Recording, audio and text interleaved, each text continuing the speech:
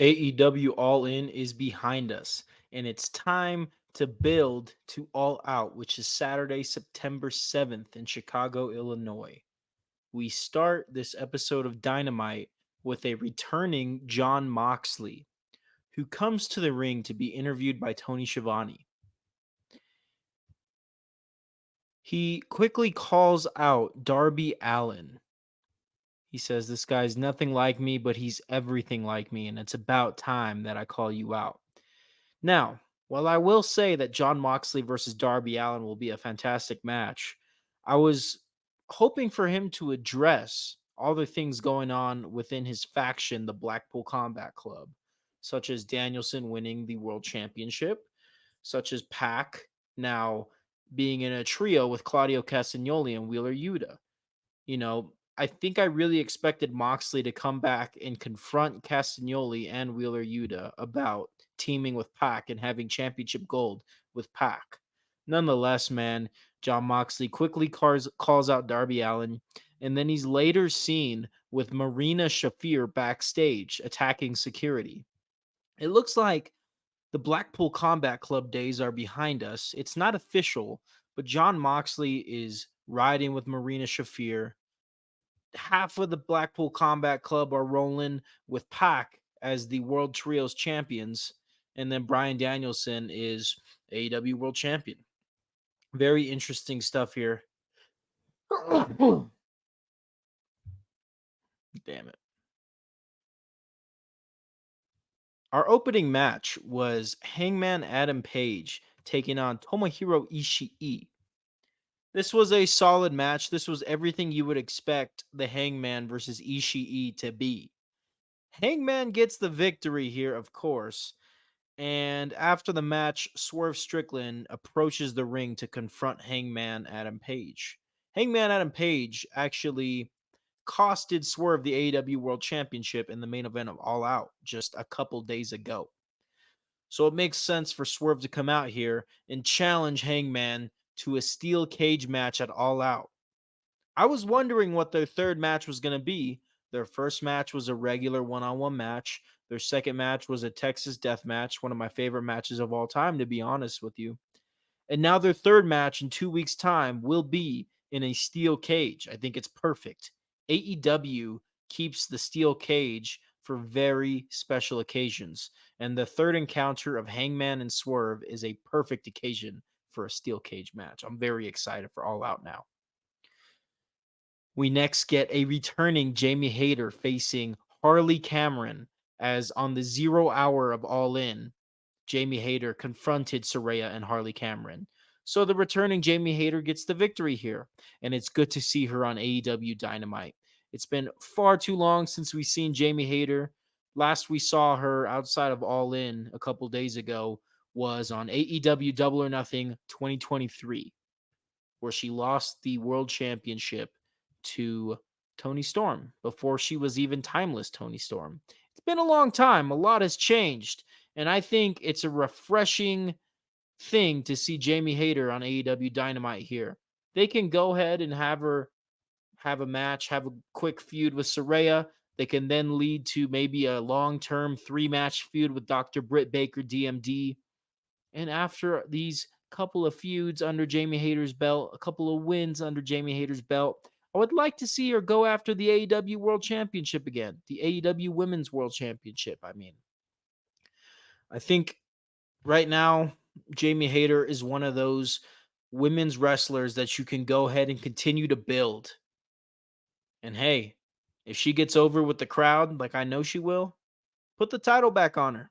I think she's fantastic. She's Jamie Hayter versus Mariah May is going to be a money match in 3 to 6 months' time, or anywhere in between 3 to 6 months. So it's good to see Jamie Hayter back on AEW Dynamite getting the win here. Next, we have MJF coming to the ring with some tape around his neck. It looks like the Tiger Driver 91 he took just a couple days ago to lose that AEW American Championship is still affecting him. Nonetheless, he comes to the ring and he says a couple interesting things, as well as a couple interesting things transpire here. The first interesting thing is MJF promises that whenever Will Ospreay gets close to winning the AEW World Championship, MJF will be there to cut out his legs from underneath him. So MJF is still holding hatred and hostility towards Will Ospreay, but in the meantime, before he can go on any further about anything else, he is attacked by Daniel Garcia. And it's not long before we confirm MJF versus Daniel Garcia for the All Out pay per view. Another solid match that I was actually expecting to see on this card. I'm sure you were too.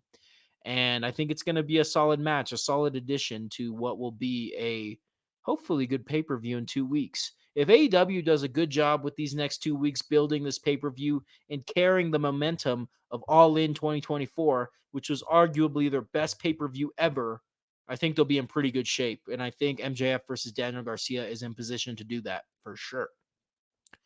We next had an all-star 8-man tag team match between Hook, the Conglomeration, and then they were taking on the Learning Tree and Roderick Strong. Of course, Hook and the Conglomeration get the win against the Learning Tree and Roderick Strong here. But what happens after the match is telling of what we can expect in the future as the Undisputed Kingdom, which is Roderick Strong, Matt Taven, and Mike Bennett. They attack Hook after the match, and Roderick Strong poses with the FTW World Championship. So it looks like we're going to get a match sometime soon between Roderick Strong and Hook for the FTW Championship. Whether that's whether that's at All Out, whether that's at Collision, or whether that's at another episode of Dynamite, we'll have to see. But I do think this was a fun little 8-man tag team match here, nonetheless. We then get a little backstage promo segment with the grizzled young veterans who look to put the AEW tag team division on notice. And we even see backstage footage of the grizzled young veterans confronting the Young Bucks backstage. And it looks like we're going to have a ground up approach with these grizzled young veterans. They are starting from the ground up on AEW Rampage. They'll make their way to Collision and then finally to Dynamite. And then in a few months' time, I'm sure they will have plenty of wins under their belt and be ready to face the Young Bucks for the AEW World Tag Team Championship. Hey, I'm all for it, man. If this succeeds and the grizzled young veterans get a lot of momentum, get a lot of hype, then let's see them as the AEW World Tag Team Champions. Only time will tell if this will work, but I like that they're taking a ground up approach, having them wrestle on AEW Rampage. And, when they're 10-0, 12-0, maybe even 14-0, something like that, they'll be ready for the Young Bucks. Pretty cool. We got 2 more segments here, guys. We have the main event match-wise, which is Ricochet versus Kyle Fletcher. A lot of fans, including myself, are very excited to see Ricochet in AEW. It seems like a good home for him. And now we see Ricochet getting his first win on AEW Dynamite, making his AEW Dynamite debut by defeating Kyle Fletcher. We have some other post-match shenanigans outside of this Ricochet debut, where Will Ospreay attempts to speak to Ricochet in front of the crowd. However, before he can say anything, his opponent at All Out attacks him on the stage as Pac attacks Will Ospreay and reminds Ospreay and the fans that we have Will Ospreay versus Pac at All Out for that international championship. Good stuff here, guys. Very excited for the encounter between Pac and Will Ospreay. The inaugural international champion Pac is surely going to put on a good match with Ospreay, but I think we're all ready for Ospreay versus Ricochet after that dust has settled it all out. We then go on to the final segment of the night, and we finally get to see AEW World Champion Bryan Danielson as he makes his way to the ring. And boy, does he look good with that championship. He's had a couple attempts at the AEW World Championship, and now he's finally got it. Danielson makes it clear with his promo that when he loses the AEW World Championship, he is done as a full-time professional wrestler for AEW. So this is the victory lap. This is the final countdown. Every single match that Danielson defends this world championship in could possibly mean the end of his career. I do think that Danielson will be down to come back for one off matches in the future. But in terms of being a full time wrestler, when he loses that championship, he's done. So the next time Danielson loses, you're not going to see him for a while.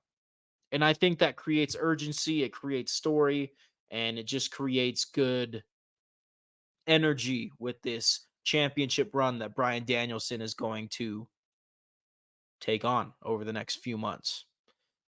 He then challenges whoever wants a shot at the AEW World Championship at the All Out pay per view in 2 weeks. And we get a response from Jack Perry, TNT champion Jack Perry, has a backstage video appear on the Tron and then attacks Danielson shortly after that airs, making it clear that at All Out, we will get Brian Danielson versus Jack Perry. I'm very eager to hear what you guys think about this All Out main event. Listen, I think Jack Perry has had more momentum than ever. I think Jack Perry has something to prove here. Jack Perry has had plenty of opportunities to prove the haters wrong, and he has no choice but to succeed in the main event of All Out against Brian Danielson. By succeed, I don't mean winning the match. I mean proving to everybody watching that he can be a main event talent. And hey, what better partner to have in your first main event of an AEW pay-per-view than Brian Danielson? I have faith that this is going to be a good match. Of course, Chicago, Illinois is CM Punk territory. So Jack Perry is going to get a maximum amount of heat for this match. It's low-hanging fruit and it's a good booking decision, and I don't blame them. I'm just hoping for a good showing by Jack Perry at the All Out main event. Doesn't have to win the match here, doesn't have to win the AEW World Championship. But after All Out is over and done with, I want to come on here and I want to say Jack Perry did a great job in that main event. He's got more momentum than ever, defeating Darby Allin in that coffin match just days ago at All In. And now he's got himself a pay-per-view main event for the World Championship. Let's do it, man. Let's see Jack Perry be what everybody thinks at AEW that he can be. And I think he can be that too. He's a dastardly heel, right? He's going to, that arena is going to hate Jack Perry at All Out, let me tell you. So, like I said, it's low hanging fruit, and it's a pretty solid first championship defense for Brian Danielson. Would I have picked Jack Perry? Like, did Jack Perry come to mind when I was like, who's going to come out and challenge Danielson? No, I wouldn't have picked Jack Perry. But I can see why they did it. And hey, man, Jack Perry, it's time to shine, baby. Let's see what you got. All right, guys, that's a summary and analysis of AEW Dynamite.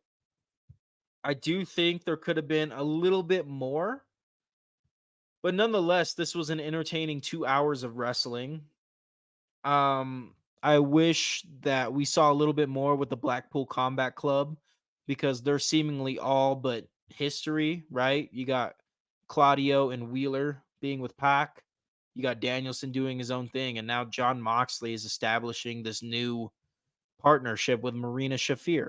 I'm not saying any of these directions are bad at all. I would have just liked a proper ending to the faction because truthfully, that was my favorite faction in AEW. So at the very least, I would have liked to see something come of their dismantling. I would have liked to see John Moxley versus Brian Danielson. I would have liked to see John Moxley versus Claudio Castagnoli. I would have liked to see Claudio Castagnoli versus Brian Danielson. And maybe that's in the future, but it doesn't look like they're going to be building to any of that. It looks like they're just going to have these guys go off in their own direction and they're not going to address it.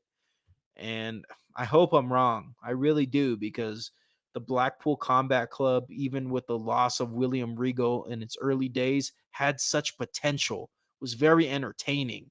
These guys were no nonsense, kick ass types of wrestlers, and I was all for it. And I enjoyed their time as a faction. So I would really like to see it addressed. That's the only thing. That's the only negative that I have with AEW right now. Other than that, guys, fantastic, fantastic episode of Dynamite. Very excited for All Out, and I think AEW has turned a new leaf coming out of All Out 2024. All right, guys, peace out. Have a good rest of your week, man. Stay productive with what you're passionate about. Stay productive at work. Be present minded. Be happy. I know this stuff I say at the end of every video is corny, but just know that I'm rooting for you. I know what anxiety feels like. I know what depression feels like. So I wish you guys nothing but the best, man. Let's enjoy wrestling together. And we'll talk next time.